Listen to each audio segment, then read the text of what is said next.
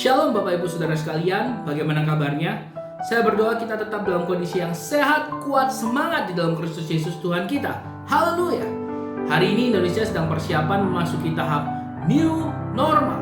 Sebuah kondisi normal yang baru di mana banyak sekali aturan yang harus kita taati bila kita ingin tetap beraktivitas publik dengan baik. Menjadi pertanyaannya, apakah orang percaya harus tetap mentaatinya juga? Bagaimana iman Kristus mengajarkan kita dalam menyikapi hal ini? Untuk itu mari kita kembali melihat Alkitab.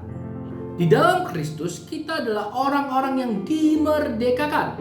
Tetapi kita tidak boleh lupa bahwa Tuhan telah mengatur hal-hal yang harus kita perhatikan dan kita kerjakan untuk mensyukuri dan memaknai kemerdekaan yang Ia berikan kepada kita. Sebagai contoh dalam 1 Korintus pasal yang ke-10, Paulus mengajarkan kepada jemaat di kota Korintus bahwa mereka harus memiliki kepekaan, kepedulian kepada kondisi yang ada di sekitar mereka.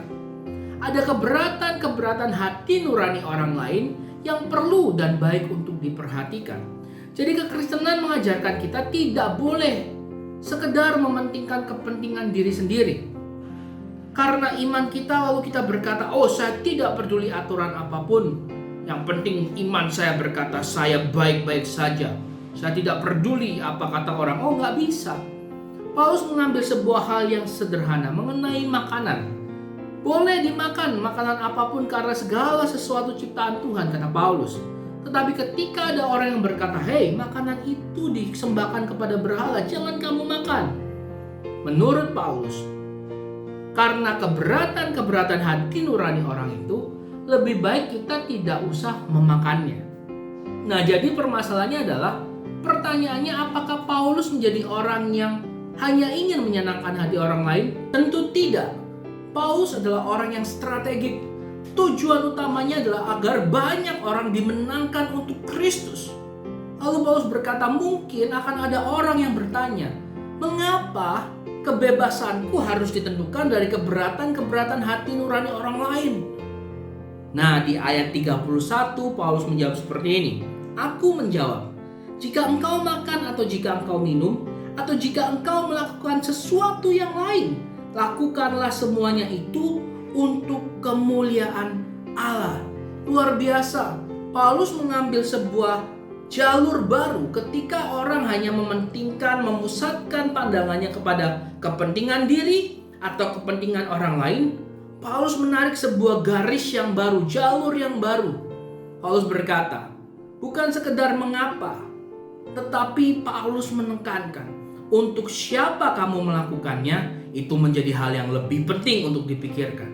Jadi bukan untuk kepentingan diri sendiri, bukan untuk kepentingan orang lain, tetapi untuk kepentingan Tuhan, untuk kemuliaan Allah. Paulus mengarahkan fokus orang yang tadinya dari mengapa untuk diri sendiri, mengapa untuk orang lain, tetapi Paulus mengambil jalur baru. Untuk siapa itu harus dilakukan. Jadi kembali kepada topik new normal. Untuk siapa kita mentaatinya menjadi hal yang penting untuk kita pahami hari ini.